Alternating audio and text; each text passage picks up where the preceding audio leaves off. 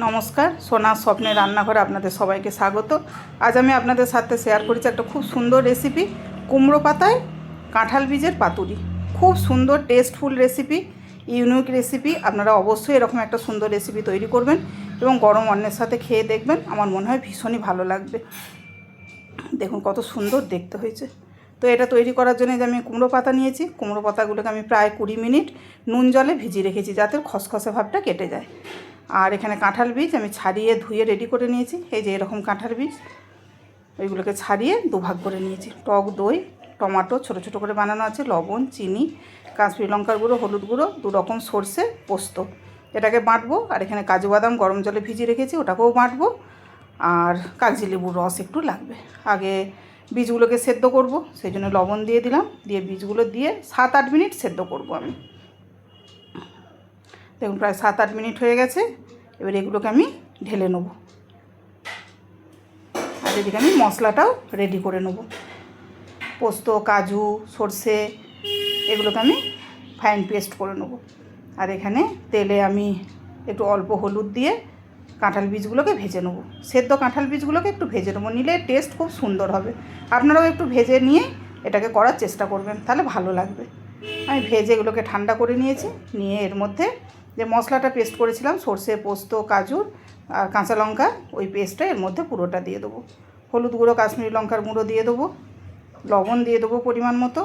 আর অবশ্যই চিনি দিতে হবে, এতে একটু চিনি দিতেই হবে। টক দই, কেন টক দই, কাগজি লেবু সব দেওয়া হবে, তো ওই জন্য চিনিটা অবশ্যই একটু দিতে হবে। টমেটো যেগুলো বানানো ছিল ওগুলো দিয়ে দেবো, সর্ষের তেল দিয়ে দেবো।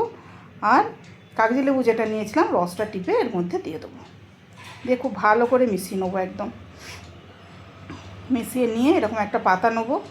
পাতা থেকে এর থেকে খানিকটা দেবো পরিমাণ মতো, যেরকম ধরবে বা আপনাদের যেরকম মনে হবে দিলে ঠিক হবে সেরকম দিয়ে। আবার পাতাটা মুড়তে হবে এই ভেবে দিতে হবে। দিয়ে এর উপরে একটু অল্প করে একটু সর্ষের তেল দেবো। সর্ষের তেল দিয়ে মেখেছি, কম দিলেও হবে। ওপর থেকে 2টো কাঁচা লঙ্কা দিয়ে পাতাটাকে খুব সুন্দরভাবে মুড়িয়ে দেবো, যাতে ভেতরের মশলাটা না বাইরে বেরিয়ে যায়। এবারে এটাকে আরও একটু সেফটি করার জন্য ওপর থেকে আমি আরও একটা পাতা এর উপরে এইভাবে দিয়ে দেবো। দিয়ে এইভাবে মুড়ে দেবো। এরকম করে বাকি সবগুলোই করে নেবো একই পদ্ধতিতে। খুবই সহজ পদ্ধতি এটা রেডি করা, সেম প্রসেস।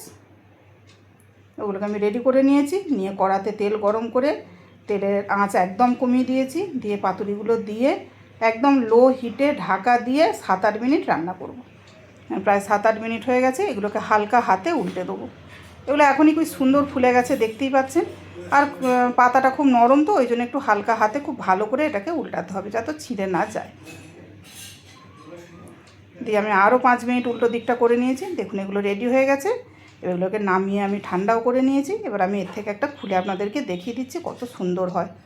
তো এই পাতুরিটা আপনারা গরম অন্নের সাথে একবার করে খেয়ে দেখবেন, আমার মনে হয় ভীষণই ভালো লাগবে। আর দেখতেও কত সুন্দর হয়েছে, দেখতেই পাচ্ছেন। এর পাতাটা ফেলার দরকার নেই। একদম এইভাবে করে গরম অন্নের সাথে কাঁঠাল বীজের পাতুরি করবেন, খেয়ে দেখবেন এবং কমেন্টে আমাকে জানাবেন কীরকম আপনাদের লাগলো।